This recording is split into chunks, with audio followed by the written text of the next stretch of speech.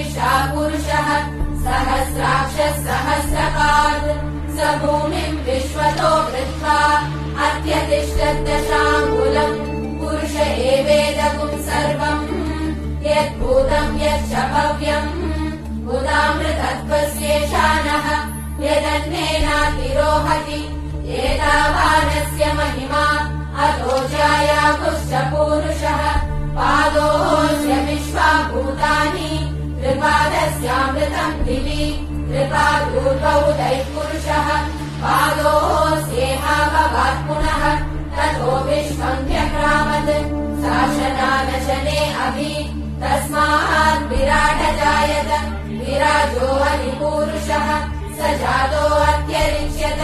पश्चात् भूमिमतो पुरः यत्पुरुषेण हविषा देवा यज्ञ